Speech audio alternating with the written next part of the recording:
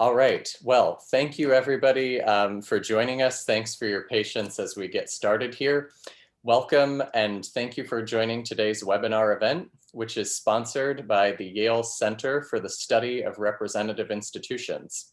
I'd like to thank Hira Jaffrey and my fellow postdoc Brendan Shanahan for their work in helping coordinate this event and the series it is a part of. And I'd also like to thank our YCRI co-directors, Stephen Smith and Isaac Nakamowski, for their support of our virtual programming this semester. This is the third installment in a series of events that broadly addresses the theme of presidentialism in America, the changing politics of executive power. Please keep your eye out for announcements of more events on this theme for next semester. We are used to thinking of American politics today and our political parties in terms of liberal and conservative ideologies. But these ideologies, these sets of political ideas, themselves can change over time. While today we live in polarized times, there have also been significant intra-party fights over ideology in both the Democratic and Republican parties during the last few years. And at the same time, the last few years have also featured some critical changes in which party controls each of our respective federal political institutions. With the results of the 2020 presidential election, the presidency will move to Democratic control, while at the same time, this year has also perhaps cemented a solid conservative voting bloc for the foreseeable future on the Supreme Court. This is thus an excellent time to reconsider the relationship between political ideas and political institutions, and here to help us think about how party control of institutions may affect the development of party ideologies is a great scholar of American political development and the author of Ideas of Power, Verlan Lewis. Professor Lewis is an assistant professor of political science at the University of Colorado, Colorado Springs.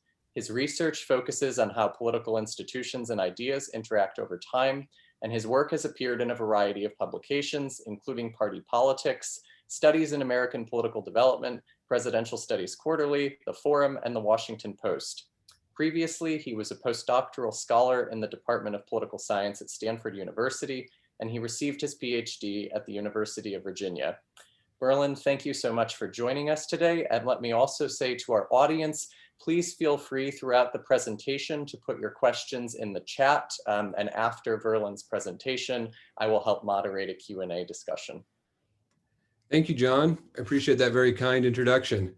And thank you for inviting me to participate in your lecture series. I am a fan of the Yale Center for the Study of Representative Institutions, and I appreciate the important work that you all are doing there to promote an understanding and appreciation of liberal democracy in general and representative government in particular, especially at this time when it seems like liberal democracy is increasingly under attack, both here and abroad. I know you all are doing some very important work.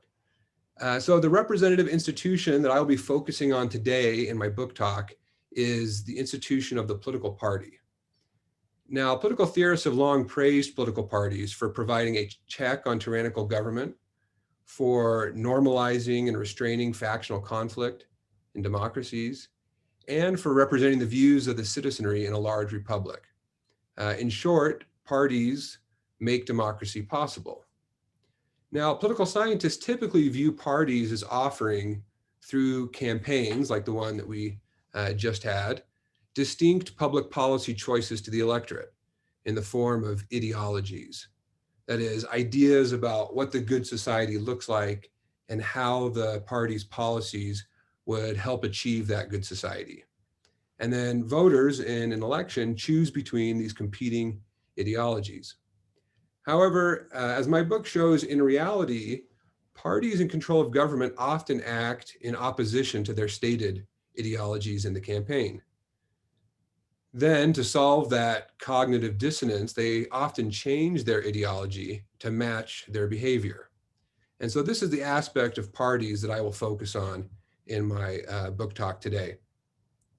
As John mentioned, my book also talks about the changing nature of liberalism and conservatism, and I won't get into that as much in the book talk, but happy to discuss that in the Q&A afterward. So many scholars have written about political parties, but very few have written about party ideologies. So political scientists like John Aldrich have written about the politics of party organizational choice and development. And scholars like Sarah Anzia and Terry Moe have written about the politics of party policy choice and development, but no one has written about the politics of party ideology choice and development. And so that's the contribution that my book seeks to make. Now, the title of my book, Ideas of Power, refers to three distinct but related phenomena that I just want to mention. So first, in the book, I argue that party ideologies are powerful ideas. So even though they are often in flux, party ideologies are not mere rhetoric. They are mental frameworks and linguistic structures that shape the way Americans think about politics, talk about politics, and act in politics, for better or worse. Given the force that they have in determining political outcomes, despite their evolutionary character, ideologies are some of the most important things for political scientists to study. Secondly, this book focuses on certain aspects of party ideologies, namely ideas about power.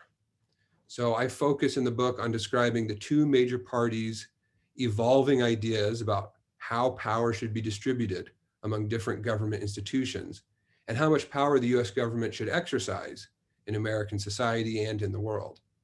So specifically, the three empirical chapters of the book examine first, party theories of presidential power and foreign intervention. Secondly, theories of national government power and economic intervention. And third, theories of judicial power and judicial intervention.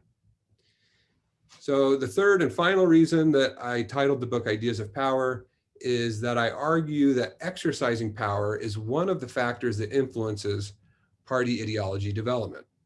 So that's kind of the novel argument that I want to make in the book. And so I brought some slides that I want to share today to help us get a sense of this argument and how it plays out in the book. So let me just see if I can bring up these slides. Okay, John, can you see those slides okay? They're not quite up. There they are. Okay, great. All right, so because it is a presidential election season, I thought it would be appropriate to start with a couple quotes from previous presidential campaigns in American history, and to give us a sense of how party ideologies develop in America. So this first quote, I want to see, before I tell you who it is, I want to see if you can think or guess who might have made this statement in a presidential campaign. So the quote is, "We are spending altogether too much money for government services that are neither practical nor necessary. In addition to that, we are attempting too many functions. I accuse the present administration of being the greatest spending administration in peace times in all our history. Assign me the task of reducing the annual operating expenses of your national government." So as you hear this call for reducing government spending, you might think, well, it sounds maybe like Ronald Reagan in 1980, or maybe Mitt Romney in 2012, or maybe even Barry Goldwater in 1964. But actually, this quote comes from Franklin Roosevelt in 1932. So this is a little surprising to many people because we often think of FDR as someone who wanted to expand the size of government, who wanted to increase government's role in the economy. And that is true in terms of what FDR did as president, but that's not what he campaigned on in 1932. He actually articulated pretty traditional democratic ideas about limited government, about decreasing spending, about cutting taxes, and not concentrating too much power in Washington. But as we know, he acted just the opposite of what he campaigned on in 1932, and he transformed the Democratic Party's ideology in the process. He also transformed the meaning of liberalism in American politics. Okay, here's another quote from a previous presidential election campaign. This is a candidate saying, quote, "We can't be all things to all people in the world. That's where the vice president and I begin to have some differences. I'm worried about overcommitting our military around the world. I want to be judicious in its use." So again, as you think back on American history, you think, okay, what campaign, what candidate was calling for less intervention, less foreign intervention in the world? You might think, is this George McGovern or Robert Taft? But no, actually, it was George W. Bush in 2000 in his debate with Vice President at the time, Al Gore. And again, this might surprise us because we look back on the Bush presidency, we think the Republican Party and Bush wanted to extend American military around the world and to be involved in foreign affairs. But that's not what the 2000 campaign looked like. If we go back and read the documents, in the 1990s and in 2000, Republicans typically criticized Democrats for being too interventionist and criticized the Clinton-Gore administration for sending American troops around the world and promising a different kind of foreign policy. So these are just a couple examples of how once in office, politicians and parties often act contrary to the way we might expect given the language of a presidential campaign.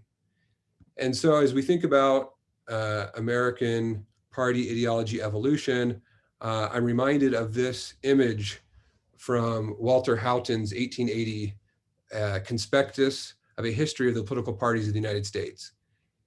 And you all in the audience might be familiar with this image. It was incorporated into the cover art that Cambridge used on my book. And I know that the Center for the Study of Representative Institutions used part of this image as well in the marketing flyer.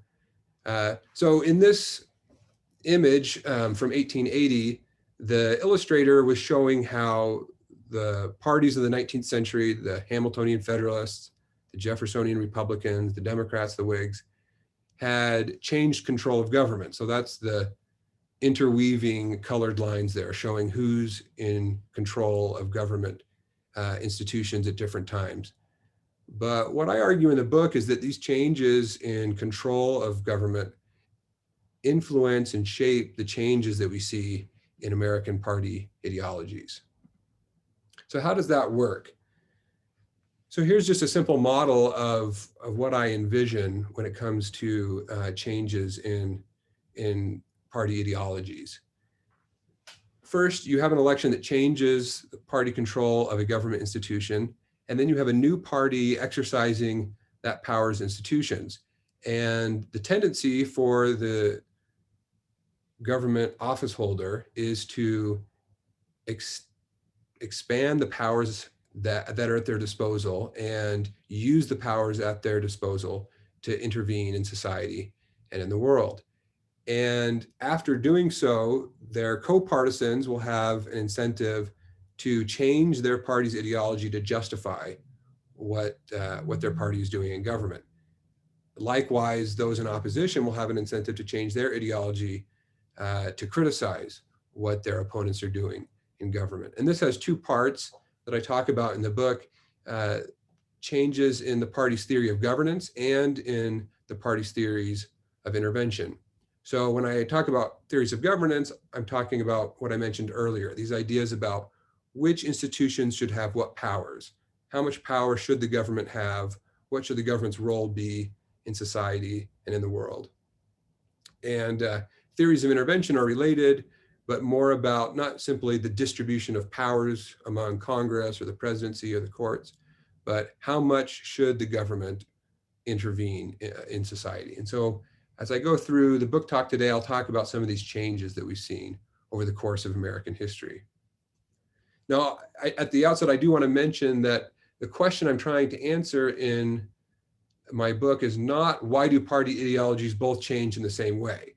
So I understand that both parties have changed in lots of ways from 1787 or from the emergence of the first parties in the 1790s.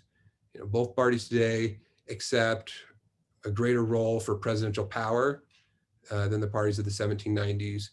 They accept a greater role for American intervention in the world. They accept greater national government power, more government intervention in the economy than either party would have accepted or argued for in the 19th century, and so forth. So there's all these ways. But what I'm interested in is why do the parties change in relation to each other within these secular developments that we see in American history? So I'm going to be focusing on this change in party ideologies with respect to each other, and why do the parties switch positions? So even if they're both, over the course of 230 years, coming to accept more national government power and more government intervention in the economy, what makes them develop differently within that overall development, if that makes sense? And so this big question is driving the book, Why Do Party Ideologies Switch Positions? Well, part of the answer, I argue, is that it's because parties switch control of government. So to understand that, I've kind of divided up my presentation today into 6 parts. So I'll just try and take maybe 7 or 8 minutes on each of these 6 parts, and then we'll open up for question and answer. But I'll begin in the first 2 sections of my presentation today, outlining what I think are the theoretical premises of the book. So the first is the idea of political power, the nature of political power, and the second is the nature of partisanship. So the way that political power is and the way that partisanship is provides the logic for party ideology development. And then in the next 3 sections of today's presentation, I'll look at the 3 different empirical chapters of the book: party ideas about presidential power and foreign intervention, party ideas about national government power and economic intervention, and finally, party ideas about judicial power and judicial intervention. So let's start with the first theoretical assumption in the book about political power. So the idea behind why government officials exercise the powers at their disposal has a long history, and it was perhaps most famously illustrated by James Madison in Federalist 51, when he said, quote, "In framing a government, the great difficulty lies in this. You must first enable the government to control the governed, and in the next place, oblige it to control itself." So the framers of the American Constitution, like James Madison, had this understanding of politics that the trick in framing a government is to give the government enough power to prevent the people from violating each other's rights, but at the same time, not give the government so much power that it will itself begin to violate the people's rights. So the framers like Madison worried that it's the nature of political power for politicians to expand it. Abigail Adams articulated this very succinctly in a letter to her husband in 1776, when she said, "Remember, all men would be tyrants if they could." George Mason, who was a delegate at the convention, like Madison, but who opposed its ratification, said, "From the nature of man, we may be sure that those who have power in their hands will always increase it." So Mason says this is a part of human nature. Samuel Yates, writing pseudonymously as Brutus, wrote, "It is a truth confirmed by the unerring experience of ages that every man and every body of men invested with power are ever disposed to increase it." So this is the assumption that underlies my book, that when politicians take power in government, their tendency is to increase the power that they've been invested with and to exercise the power that they've been invested with. Now, of course, this is a social science, right? So this is not a law that is always followed, that individuals have free will. And we do see instances in American history when people don't follow this, this incentive, but it is the general trend. Okay, so that's the first part of the presentation that I want to talk about. The second theoretical premise that I'll mention is the nature of partisanship. So the idea here is that in politics, individuals typically are associated with a party, and they tend to excuse or justify the actions of their co-partisans, and they tend to want to criticize the actions of their cross-partisans or their opponents. And so this will cause them to justify what their co-partisans are doing and cause them to change their ideology to justify it and vice versa, if it's their opponents, to criticize and change their ideology to allow for criticism. So this idea was articulated early on in American history by William Livingston in his famous essay on parties, when he wrote, quote, "From the moment men give themselves up to a party, they abandon their reason. They follow their leaders with an implicit faith, and like a company of dragoons, obey the word of command without hesitation. Instead of an impartial examination of the principle he acts upon or the regularity of his progress, he contents himself with exclaiming against the real or supposititious faults of his antagonists." So this is the nature of partisanship. Now, it's not just 18th century political thinkers that argued this. Contemporary political science also makes this claim. Frances Lee, in her 2009 book, Beyond Ideology, showed the implications of partisanship in the US Senate. So she wrote in her book, quote, "Shared risk has wide-ranging effects on congressional party politics. It prompts members to rally around the initiatives of their own party's president, and as a mirror image, the other party to resist initiatives championed by an opposing party's president." So partisanship causes people to change their views based on if the actions being done are committed by their co-partisans or by their opponents. And this is not just limited to the realm of Congress and politicians. This is also ordinary party identifiers. So in a recent article published in the American Political Science Review, Mike Barber and Jeremy Pope conducted an experiment where they primed people to give their opinion on a variety of political issues using cues from a party leader. So they would give a quote from a party leader, either for or against, on one side or the other of a particular political issue, and then ask people to give their own opinion on that particular issue. And what they found is that people's partisanship colored, unsurprisingly, their own responses to these survey questions. The ingenious thing about Barber and Pope is they used the unusual character of Donald Trump to conduct this experiment.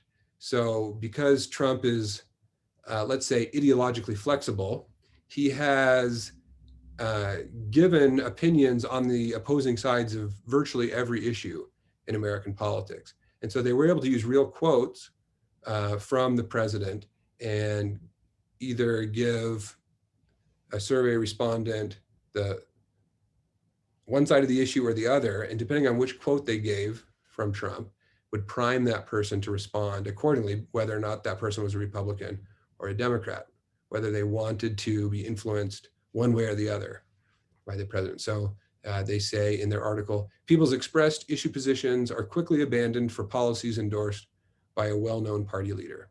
So this aspect of partisanship is well known in contemporary political science.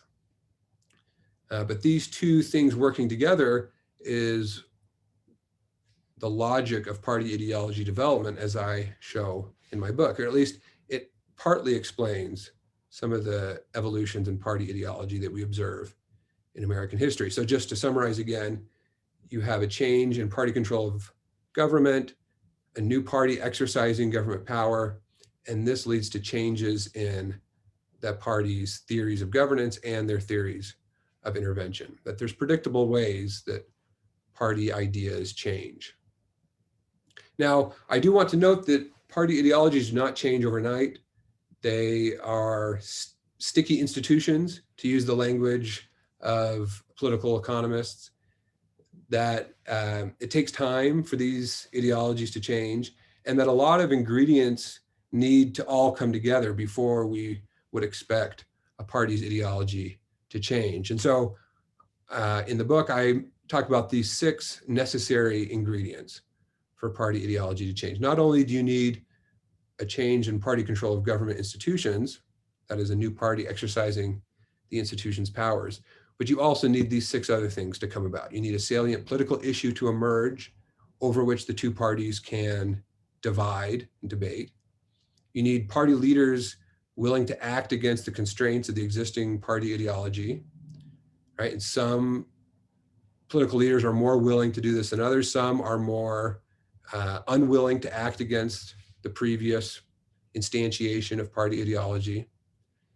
And once you have a political leader acting against the previous iteration of ideology, then you need party entrepreneurs that will come up with arguments and come up with justifications and make their arguments widely known to change the party's ideology to justify their co-partisans or criticize their opponents.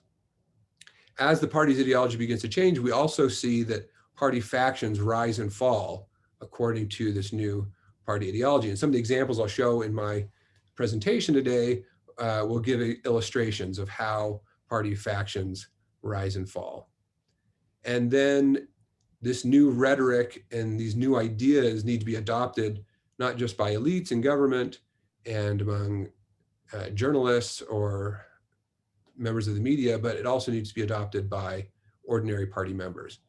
And the new rhetoric and the new ideas need to be used long enough that they become instantiated, or to use the language of CSRI's Stephen Skronik, they need to be used long enough to produce a durable shift in governing authority or a durable shift in ideological authority. And then once that happens, we see the changed party ideology with regard to governance theories and intervention theories. Okay, so that's the theory of the book. And now I want to get into the three applications that I make, the three cases that I look at. I do want to mention that my book does not seek to explain all changes in party ideology, right? So if you came today wanting to figure out, why has the parties recently changed positions on, say, immigration or trade or monetary policy, I don't have an answer for you on that. Right? There's other factors at work. There's other social and cultural factors which are very important and which really drive party ideology evolution. So I do want to point out that this is only part of the story, but I think it is a part that's been overlooked before, that other scholars haven't noticed or haven't talked about before. So a lot of scholars have talked about the economics of party ideology change, or the cultural factors involved in party ideology change, or the psychology of party ideology change, but no one before has written about the politics of party ideology change. So that's what I focus on in this book. All right, so let's take a look at foreign intervention in foreign policy.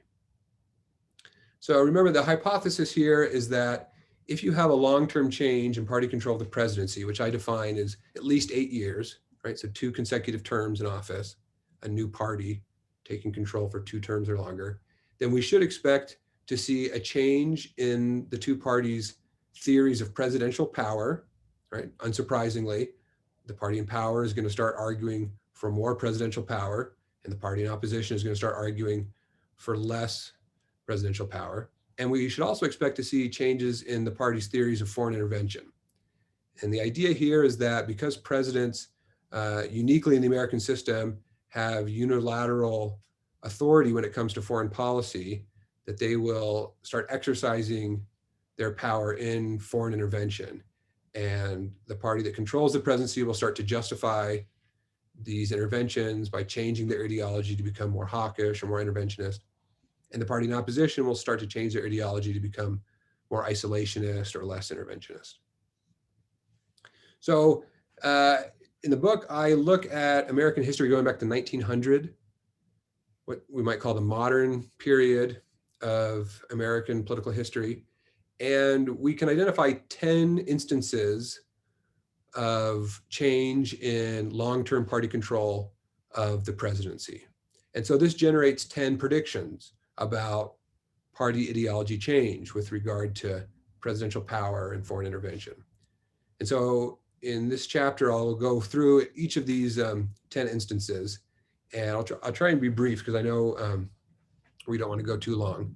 But if we go back to the turn of the 20th century, right around 1900, the Republicans generally controlled the presidency and the Democrats generally opposed the presidency.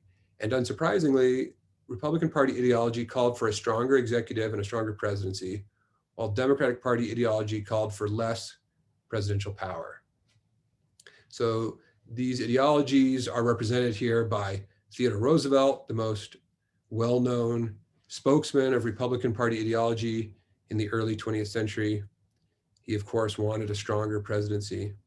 And William Jennings Bryan for the Democrats, the three-time presidential candidate who never won, but he was the most influential spokesperson in the Democratic Party at that time, when the Democrats called for less presidential power. TR explained or described his views of presidential power in his autobiography when he said, "My belief was that it was not only the president's right, but his duty to do anything that the needs of the nation demanded. Under this interpretation of executive power, I did and caused to be done many things not previously done by the president. I did not usurp power, but I did greatly broaden the use of executive power." And so TR is justifying what he did, and the Republican Party generally went along with him. Democrats, on the other hand, were against what they called usurpation of power. And so in the 1904 party platform, when they nominated Alton Parker for the presidency, who you see there, the Democrats wrote, "We favor the nomination and election of a president imbued with the principles of the Constitution, who will set his face sternly against executive usurpation of legislative and judicial functions, even if it takes refuge in the tyrant's plea of necessity or superior wisdom." So we can see the competing ideas about executive power in the early 20th century. Not only did the parties divide over presidential power, but they also divided over foreign policy. When Republicans controlled the presidency at this time, they tended to be more interventionist or internationalist in foreign policy. And the Democrats, on the other hand, tended to be less interventionist and more isolationist in foreign policy. So you can see in this cartoon, there's Teddy Roosevelt carrying his big stick around the Caribbean. And this represented an imperialistic foreign policy, or what the Democrats accused the Republicans of as an imperialistic or militaristic foreign policy. But the Republican Party defended their interventionist foreign policy in the 1900 platform by saying, we have conducted and in victory concluded a war for liberty and human rights. To 10 millions of the human race, there was given a new birth of freedom, and to the American people, a new and noble responsibility. So Republicans began to argue that America had this role to play in the world as a kind of world policeman. The Democrats, of course, opposed this, and they relied on the authority of George Washington in their 1900 party platform when they said, we oppose as fervently as did Washington an indefinite, irresponsible, discretionary, and vague absolutism and a policy of colonial exploitation, no matter where or by whom invoked or exercised. So in the cartoon there, you can see Uncle Sam telling the anti-expansionist like William Jennings Bryan there, "Too late, my boys, I've already expanded." So this was a difference between the two parties. Now we know that the Democratic Party took control of the presidency by winning the election of 1912 with Woodrow Wilson, and he was reelected in 1916. So this was a long-term change in party control of the presidency. But as I mentioned, party ideologies don't change overnight. They're sticky institutions. They're difficult to change. So even early on in Wilson's presidency, he continued the isolationist rhetoric of the Democratic Party, the traditional Democratic idea of non-interventionism. And so in 1913, in a speech to an isolationist audience in Alabama, Wilson said, "The United States will never again seek one additional foot of territory by conquest." But a few years later, the party's ideology began to change. Wilson started sending American troops around the world, including in Central America. So there's a cartoon with Uncle Sam interfering in the affairs of the nations of Central America. And the party's platform in 1916 justified its changing ideology by saying, "The circumstances of the last 2 years have revealed necessities of international action which no former generation can have foreseen.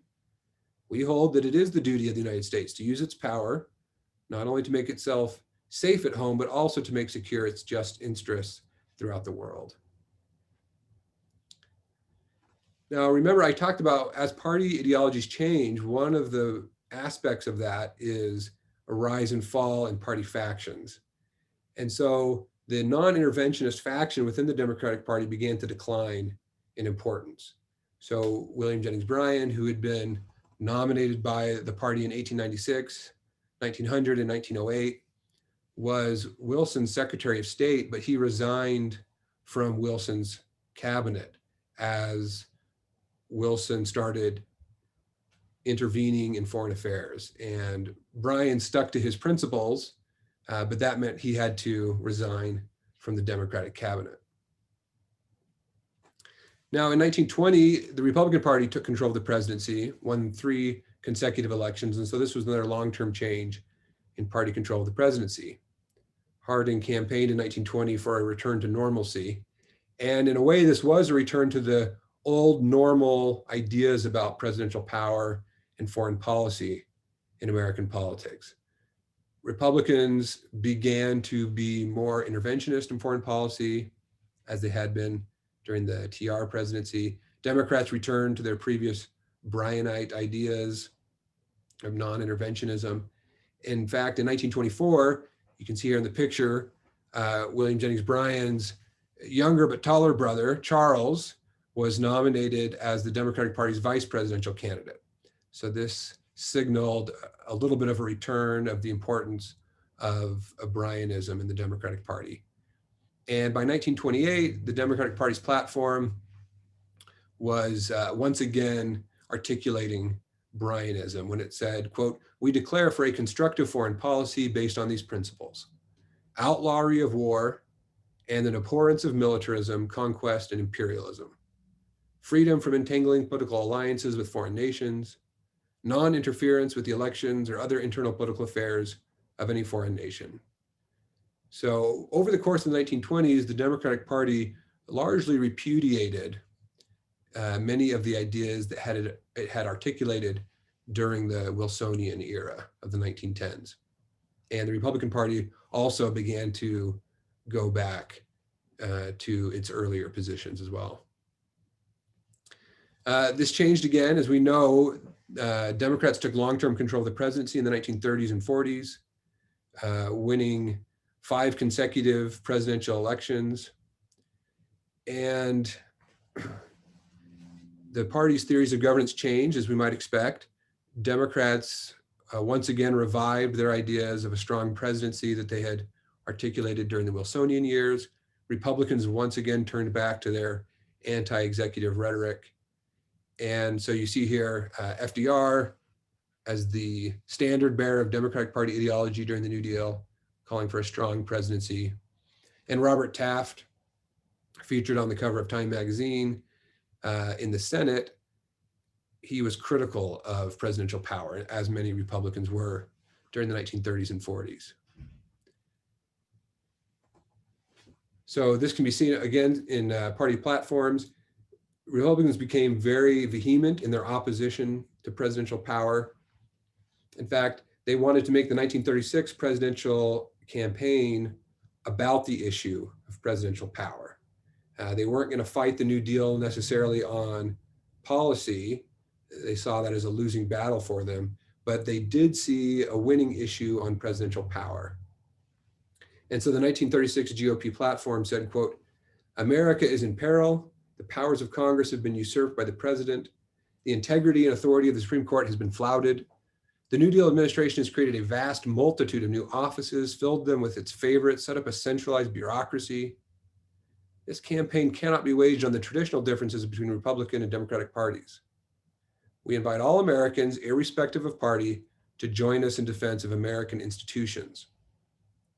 So in the 1930s, Republican Party ideology changed to become an ideology of anti-executive power, an ideology opposed to presidential power. Oh yeah, in the photo, if you don't recognize him, that's Alf Landon, the party's 1936 presidential candidate. So not only did Republicans oppose presidential power, but they also opposed hawkish foreign policy. They accused the Democratic Party and FDR of warmongering. And the 1940 platform on the eve of World War II said, quote, "The Republican Party is firmly opposed to involving this nation in foreign war. We are still suffering the ill effects of the last World War." So just as the party's ideologies were changing, we also see the rise and fall of different factions within the party. So there was this older tradition in the Democratic Party of isolationism. Remember, we talked about that. But the isolationists within the party kind of fell out of favor. So if you don't recognize any of these fellows in the slide, that's not too surprising, because they were isolationists who were the dissenting minority within the Democratic Party during this time. The only one you probably recognize is Joe Kennedy, because his son later became president. But the others are less remembered. Republicans took control of the presidency in the 1950s, and unsurprisingly, they changed their ideology with respect to presidential power and foreign intervention. Democrats did likewise. And so during the Eisenhower administration, the Republicans became more interventionist and more internationalist. Now, the 1960s are a little tricky, and they actually don't fit with what I predicted about changes in party ideology. During the 1960s, the Democrats controlled the presidency, and so we would have expected the parties to change their ideologies in a way for the Democrats to become more hawkish on foreign policy and the Republicans to become more dovish. But that's not exactly what happened. And we can talk more about that in the Q&A if people are interested. But this is an instance where the theory predicted something that we don't see happening in the 1960s. Between 1969 and 1992, Republicans dominated the presidency with Richard Nixon, Gerald Ford, Ronald Reagan, Bush 41. The Democrats only won the presidency once, a 4-year term for Jimmy Carter. And during this time, the Republicans developed an ideology of a strong presidency, a unitary executive, and the Democrats called for less presidential power.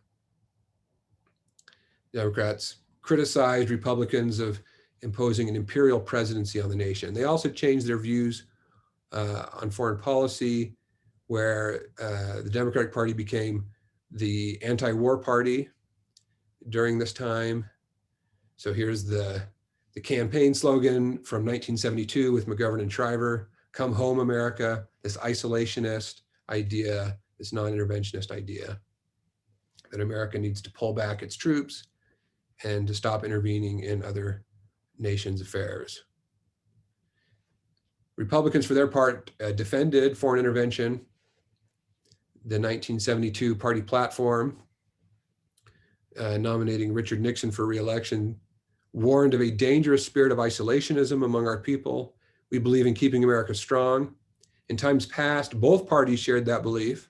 Today, this view is under attack by militants newly in control of the Democratic Party. The new Democratic left now would undercut our defenses and have America retreat into virtual isolation. So the Republicans during this period accused the Democrats of being isolationists. Again, we talked about the rise and fall of party factions. In some instances, people will change parties if they want to stay committed to their previous principles and they see their party changing its principles. They will actually leave the party. This is what happened with a lot of scoopjacks and Democrats or Republicans who switched from the Democratic Party to the Republican Party in the 1970s and 80s. They remained hawkish on foreign policy, and they saw the Democratic Party changing to becoming isolationist, and they left the Democratic Party and joined the Republican Party. In the 90s, the Democratic Party took control of the presidency, and again, we see a change in the party's theories of foreign intervention. Throughout the 90s, the Republicans became increasingly isolationist. The Democrats became increasingly interventionist.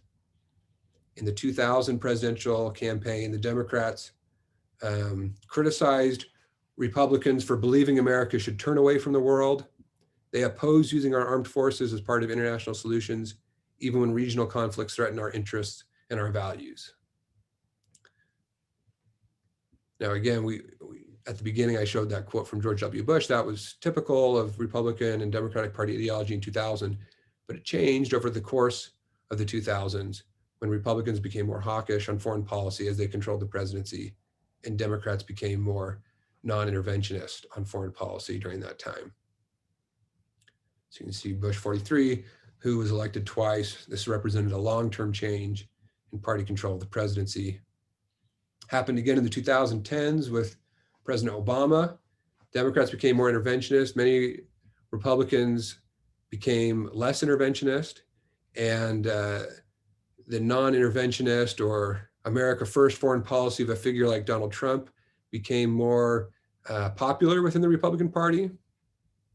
So Trump, of course, opposed Obama, and using his favorite medium, Twitter, laid out his views on foreign policy. In 2013, he said to the president, "What will we get for bombing Syria besides more debt and a possible long-term conflict? Obama needs congressional approval." And then, because he felt like Obama wasn't paying enough attention, he turned to all caps in September. "Again, to our very foolish leader, do not attack Syria. If you do, many very bad things will happen. And from that fight, the US gets nothing." The irony, of course, is Trump went on to be elected president in 2016 and did this exact thing that he told Obama not to do. He went ahead and bombed Syria without congressional approval. Okay, so as we look back on the 20th century, we can see changes in American voters' views about foreign policy. The survey data only goes back to 1948, but even in that half century or more, we can see the theme arising there. So the American National Election Studies surveys the American people every 4 years and asks them this question: this country would be better off if we just stayed home and did not concern ourselves with problems in other parts of the world. Do you agree or disagree? Right, so agreeing represents an isolationist stance on foreign policy. And this chart here that I've published indicates the difference between Republican voters' views and Democratic voters' views. So it's a subtraction of the percentage of Republicans who agree with this statement from the percentage of Democrats who agree with this statement. So in short, if the line is above zero, positive numbers indicate that Republicans are more interventionist than Democrats, and negative numbers indicate that Republicans are more isolationist than Democrats. And so after 20 years of Democrats controlling the presidency from 1932 to 1952, Republicans were more isolationist than Democrats. But this started to change during the Eisenhower administration in the 50s. They became more interventionist.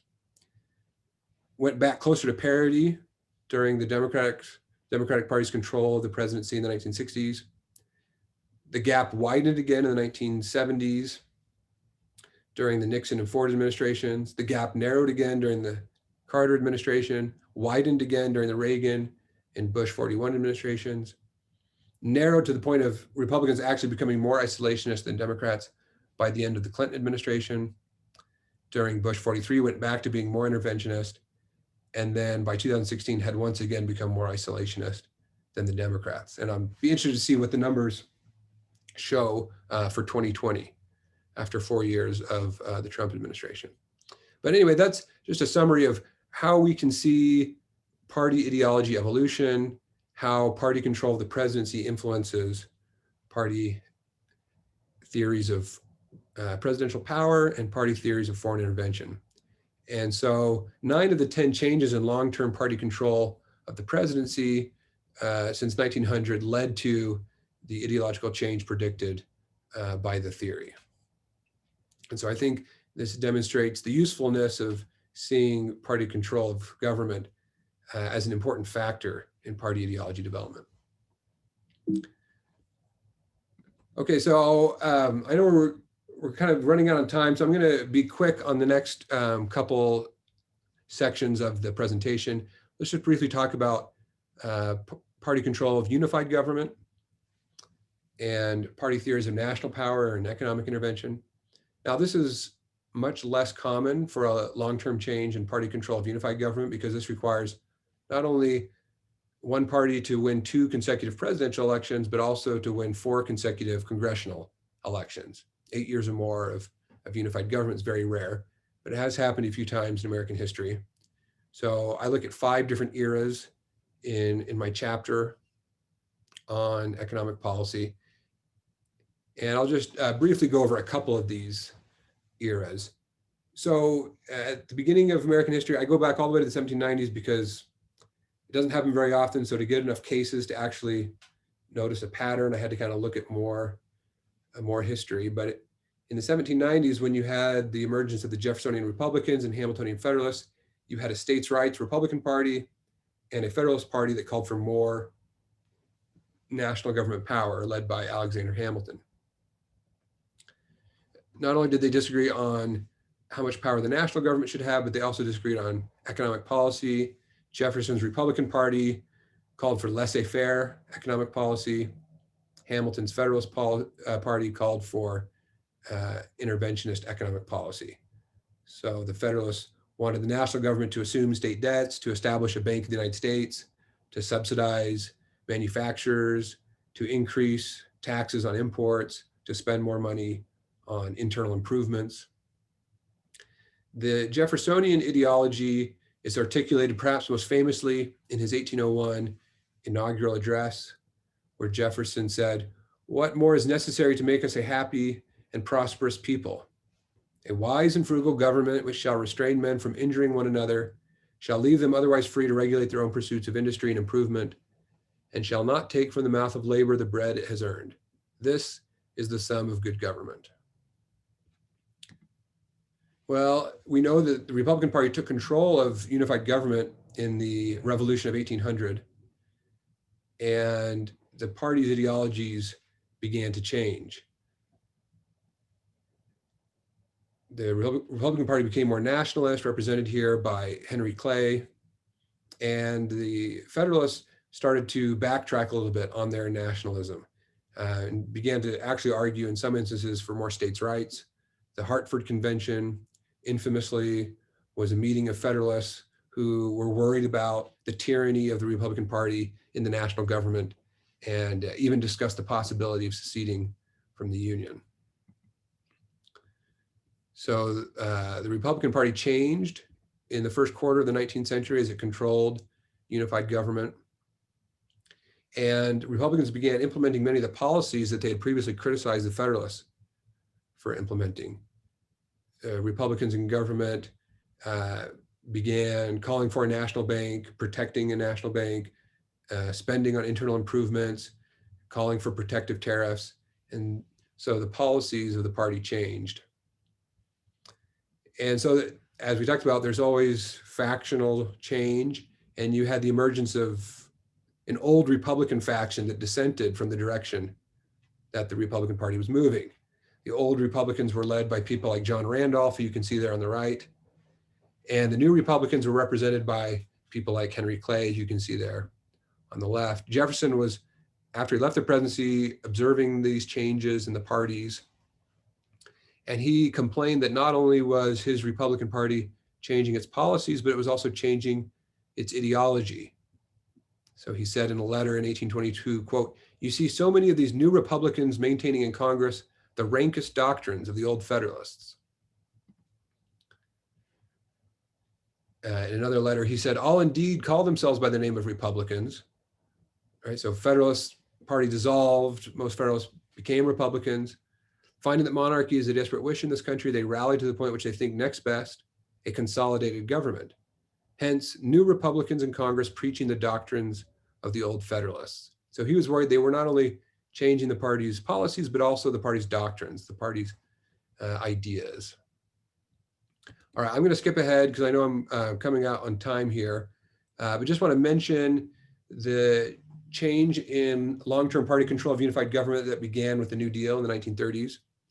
Again, I want to reiterate that prior to the New Deal, Democrats were typically the party of less national government power, less intervention in the economy. Republicans were typically the party that wanted more national government power and more economic regulations and intervention in the economy. So the 1928 Democratic Party platform reaffirmed its devotion to the democratic principles formulated by Jefferson and enforced by all the previous Democratic presidents. The idea that the constitutional rights and powers of the states constitute a bulwark against centralization and the destructive tendencies of the Republican Party. We oppose bureaucracy and the multiplication of offices and office holders. We demand a revival of the spirit of local self-government. Right? So the Democrats were the states' rights parties even up until the late 1920s and early 1930s. Not only were they the party calling for less national government power, they also called for laissez-faire economic policy. They called for tax cuts. Here's the 1928 party platform. You can see a picture of the Democratic Party's 1928 nominee, Al Smith, enjoying a round of links with the Sultan of Swat, George Herman Ruth there. The 28 platform said tax burdens check initiative and enterprise and progress in business. Taxes are but an added burden upon the American people. And the surplus thus accumulated in the Treasury is an incentive to the extravagant expenditures which characterize Republican administrations. We therefore favor a further reduction of the taxes on the people. In 1932, the party nominated Roosevelt for the presidency, and the party platform made it very clear what it wanted Roosevelt to do once in office. The party said, we advocate an immediate and drastic reduction of governmental expenditures to accomplish a saving of 25% in the cost of the federal government. And so this was a party calling for less spending. And the Democrats criticized Republicans for being profligate, for expanding government too much, for all the big government policies of the Hoover administration. In a campaign speech, FDR said, you can never expect any economy from the Hoover administration. It wants to center control of everything in Washington. But ever since the days of Jefferson, that has been the exact reverse of the Democratic concept, which is to permit Washington to take from the states nothing more than is necessary. And so FDR said that reducing federal spending is the most important contribution that government can make to business during the Great Depression. The best way, according to FDR, to get the country out of the Depression was to reduce government spending. But unsurprisingly, once in office, Democrats wanted to use the powers at their disposal, and they began to intervene in the economy just as the Republicans had during the Hoover administration, even going farther than the Republicans had. Walter Lippmann, who lived through this transformation, was struck by it. And he wrote in 1935, the policy initiated by Hoover in the autumn of 1929 was something utterly unprecedented in American history. The Roosevelt measures are a continuous evolution of the Hoover measures. So Democrats did the same thing that they had criticized Republicans for doing in the 1930s. Mariner Eccles later remarked that given later developments, the campaign speeches often read like a giant misprint in which Roosevelt and Hoover speak each other's lines, because of course FDR later repudiated those earlier ideas and defended an activist government intervening in the economy. And Hoover later changed his views and argued against big government and calling for limited government. So the historian Ted Morgan pointed out that the paradox of the 32 campaign was that Roosevelt spoke out against spending, against unbalanced budgets and a bloated bureaucracy, while Hoover defended deficit spending and experimental measures. So of course, we talked about the rise and fall of party factions. There were a lot of Democrats who felt betrayed by Roosevelt and by the New Deal. They didn't know where to go. And many of them formed the American Liberty League to show their opposition to the new direction the Democratic Party was headed and to oppose the New Deal. This was led by the previous two Democratic Party presidential candidates, John Davis from 1924 and Al Smith from 1928, and the previous DNC chair, John Raskob. In a speech to the American Liberty League, Al Smith said, "It's all right with me if New Dealers want to disguise themselves as Norman Thomas or Karl Marx or Lenin. But what I won't stand for is allowing them to march under the banner of Jefferson, Jackson, or Cleveland. Where does that leave us millions of Democrats? What happens to the disciples of Jefferson and Jackson in Cleveland?" So again, the former presidential candidate pointed out what a drastic change the party's ideology had undergone. So after the New Deal, the parties realigned, and Republicans have never taken long-term control of unified government since the New Deal. And so the new party ideology alignments that emerged out of the New Deal have remained with us even till today. Since the New Deal, Republicans typically use the language of laissez-faire, and Democrats typically use the language of an activist national government. So of the 5 eras that I look at in my chapter, 4 of the 5 changes in long-term party control of unified government led to the ideological change as predicted. Okay, so I've run out of time, so I won't go into judicial policy in the Supreme Court, but I'm happy to talk about that in the Q&A if people want to. But it's like the unified government. There's 5 eras of long-term party control of the Supreme Court, and in 4 of the 5 eras, we see the ideological changes predicted by the political theory of party ideology development. Okay, so just to wrap up, I know we're out of time, but to summarize, my book argues that one of the reasons party ideologies switch positions is because parties switch control of government. This is an important factor that helps us understand American party ideology development. Maybe a couple predictions about what might happen going forward. The next 4 years, looks like we have a Democratic president coming into office in January. So the Republicans did not take long-term control of the presidency. And so my theory would predict that Democrats will continue to be more interventionist than Republicans going forward in the next 4 years, that Trump's America First foreign policy will remain a part of GOP ideology during the Biden presidency. We're going to have what looks like more divided government over the next 4 years. And even if Democrats get control of unified government, I anticipate that Democrats will continue to be more interventionist on economic policy than Republicans, at least in their rhetoric. And Republicans will once again start worrying about spending and deficits as they did during the Obama years. They didn't say much about that when they had unified control under the Trump presidency, but I imagine they will start talking about that during the Biden presidency. And then with judicial policy, with Republicans in control of the Supreme Court, we should expect Republicans to move more toward judicial intervention than Democrats. We're already starting to see a little bit of this. Adrian Vermeule at Harvard Law School has already been asking Republicans to discard originalism and to move toward what he calls common good constitutionalism. He wants the courts to be more powerful and to start imposing their will on American society. And this is in keeping with what we might expect given Republican control of the Supreme Court. Okay, so I know I've gone over my time, so I want to end there, and perhaps if there's any questions that were submitted, John, we can do a little Q&A. Yes, that sounds good. So we have so far several questions in the chat. And before I start going through those, thanks again, Verlan, for a really rich and engaging presentation.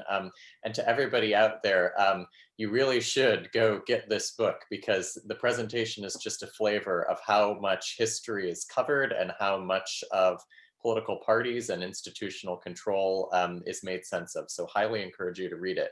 So I'm going to go through a couple questions here. The first one comes from Austin Bussing, and Austin says, do you see the emergence of salient political issues as an endogenous or an exogenous phenomenon? He points out that both of your introductory examples were presidents who dealt with major exogenous events, the Depression for FDR, even though it was already underway, 9/11 for Bush. Do you think we would have seen comparable expansions of power if it weren't for those events? Yeah, very good question. Certainly, right, these political events, these exogenous political events arguably are very important in determining how party ideologies develop. And so I also want to reiterate or reemphasize that this book isn't trying to explain all party ideology development. Of course, there's important factors going on in society and in the economy and in world affairs that are really shaping American ideology development overall among all Americans, right? But what I'm interested in is how do the parties respond differently to the Great Depression or to the 9/11 terrorist attacks? That's interesting to me, right? So presumably both parties moved towards more economic intervention during the Great Depression, but Democrats moved much farther in that direction than Republicans did during the FDR presidency. And I think that can be partly explained by the Democratic Party's control of unified government and their desires to justify the New Deal and what was going on. Likewise, Republicans resisted, didn't go as far as Democrats did, in fact, criticized the New Deal, right? And so they changed their ideology in ways predictable based on government control of party control of unified government. The same with 9/11, right? So all Americans, both parties moved to be more hawkish after that attack on American soil. That's unsurprising. But what's interesting is how did the parties change with respect to the other? And Republicans certainly moved farther in the direction of foreign intervention than Democrats did during the Bush 43 presidency. And I think that's partly attributed to the fact that Republicans controlled the presidency. They were the ones that were leading, right, the Iraq War, the Afghanistan War, these foreign interventions.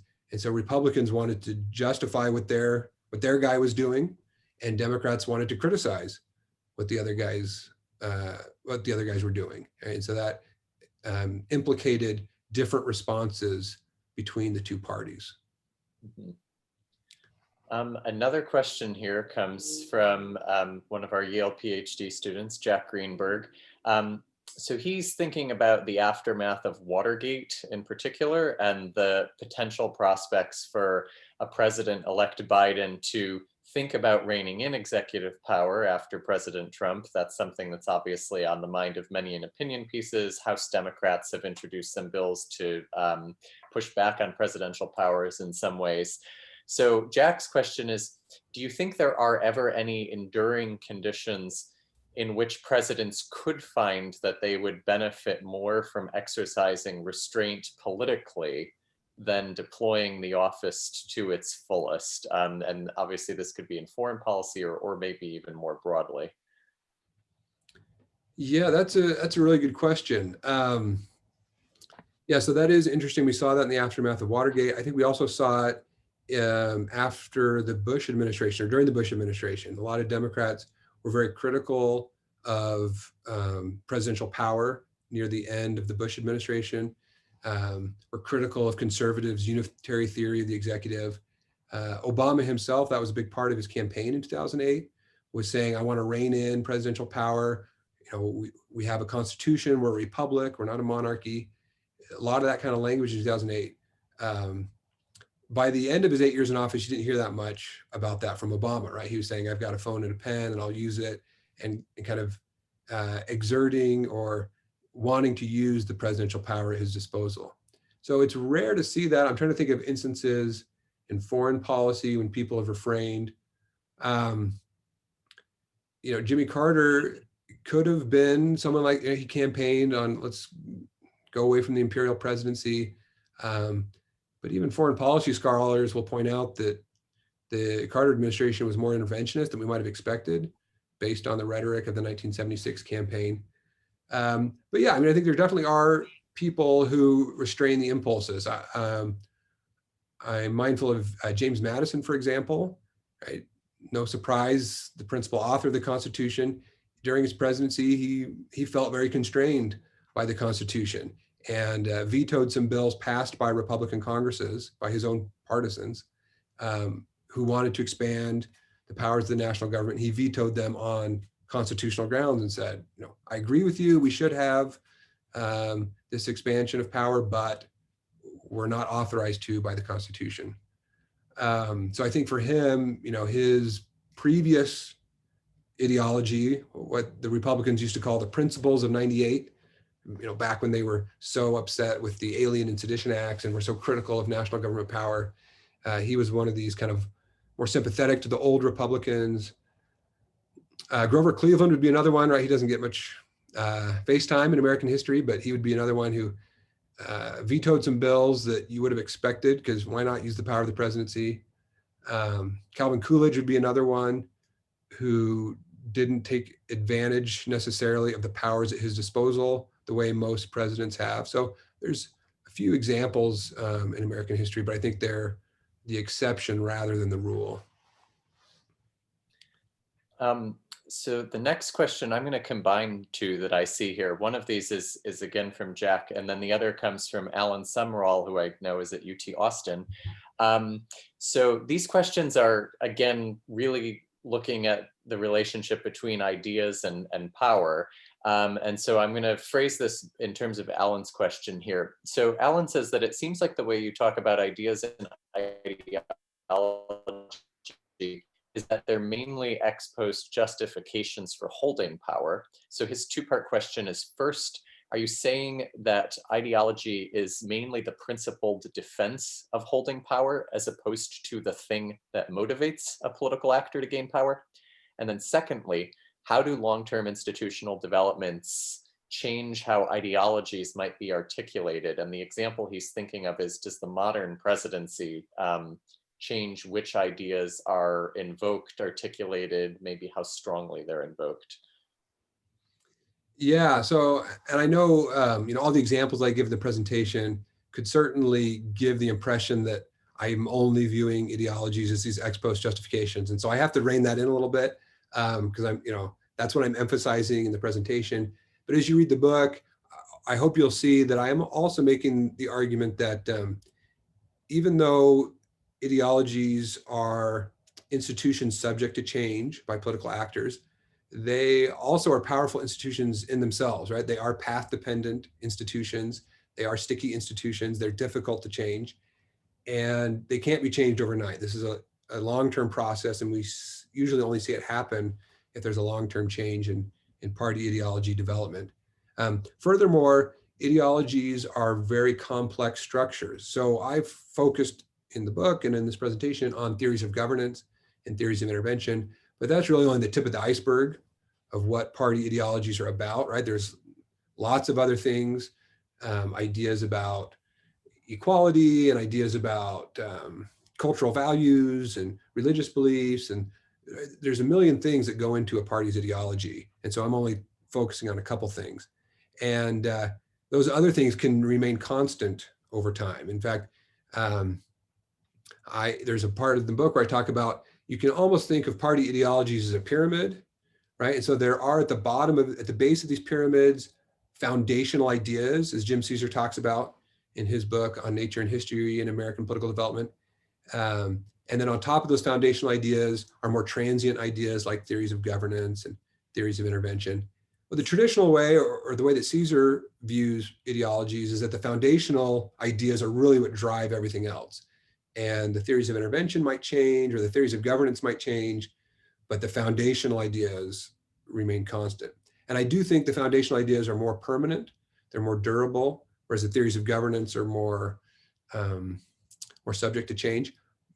And I do think the foundational ideas drive the theories of intervention that the parties articulate. However, having said that, I think the causal arrow runs both ways. So I think those foundational ideas do drive what the parties articulate in terms of their theories of intervention and governance.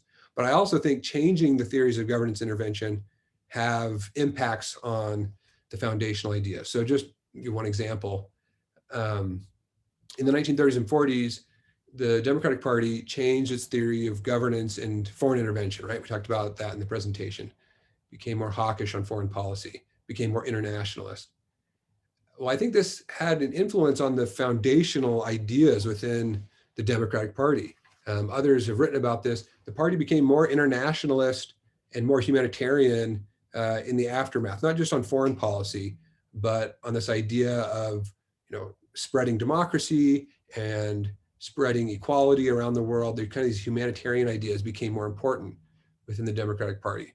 This was different than the 19th century, right? If you look at the 19th century, if anything, it was the Republican Party that was more about this kind of humanitarian internationalism. The Democratic Party was more about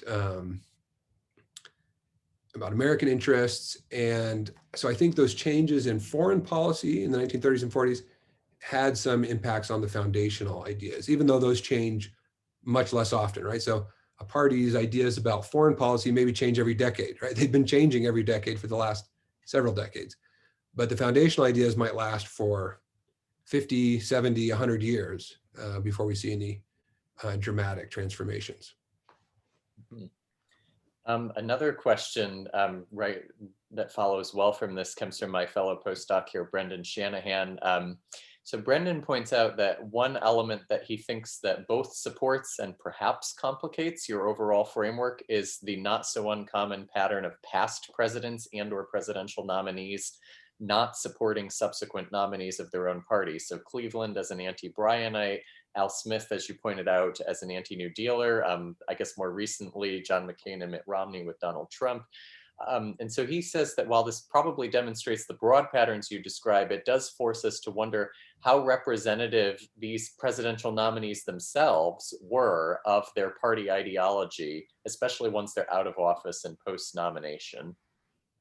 Yeah, and I think what's interesting about them, right, is if you're a former presidential candidate, you have made very public stances on political issues that you're less likely to abandon or change, right? And you ran a presidential campaign, you told the world what you thought about issues X, Y, or Z.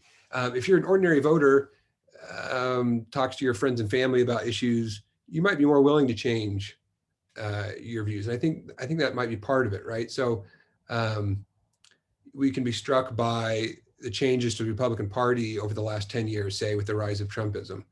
And there's survey data that indicates that Republicans really have changed their views after Trump's election when it comes to the importance of character in political leaders, or the threat posed by Russia or by Putin, or their views on trade policy, for example, right?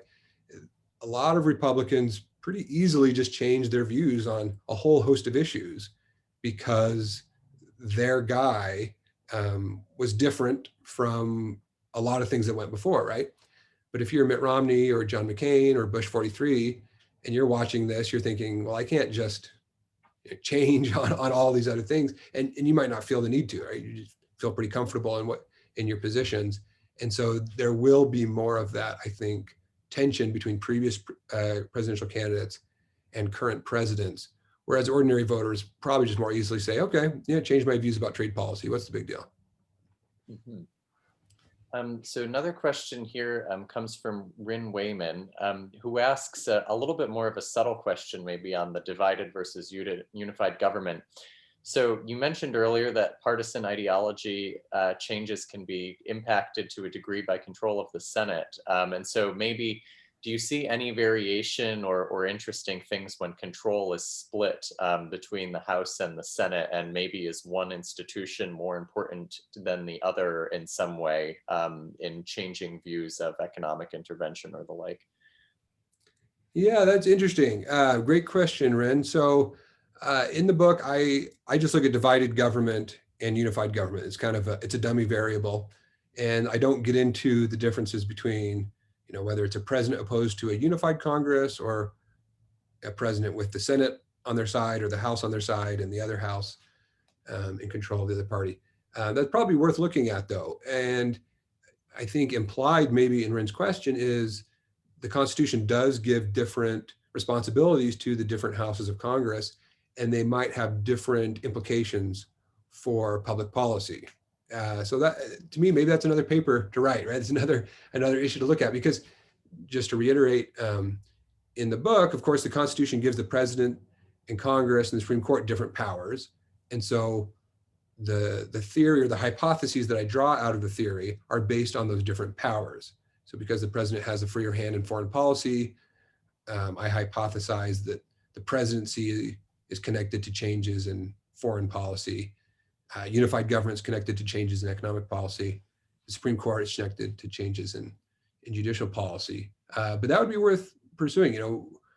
The Senate is a little bit more of an advisory council to the president. It's kind of an executive council in a way, has some powers with regards to foreign policies. That'd be worth looking into. Good question. Thank you. Another question about sort of extensions of your work comes from Kelsey Herndon. could you apply the principle that you see for the presidency to other offices, such as governors, or maybe putting a comparativist hat on and looking at other countries? Just to piggyback off that, I'd be very curious whether a parliamentary system has different principles for economic intervention, since you wouldn't get functionally divided government. Yeah, that's a great question. Thank you. And that's maybe, again, another article to write, another test, right? I'm always looking for more tests of the theory, so that'd be worth checking out. I hadn't thought about on the state level, but that's worth looking into in terms of governors. It is difficult in the American federal system. Party ideologies, at least in recent decades, have become so nationalized. There used to be a big difference, or at least there was room for more difference between state and local parties and national parties in the 19th century and early 20th centuries. It's harder now to see any distinction between state parties and national parties. So that would be a complication. Ideologies are very difficult to measure. So we'd have to think about what would be an effective way to distinguish from that. But that's good. On the comparative question, it's a great point. Richard Bensel has made the same suggestion. So I need to follow this suggestion.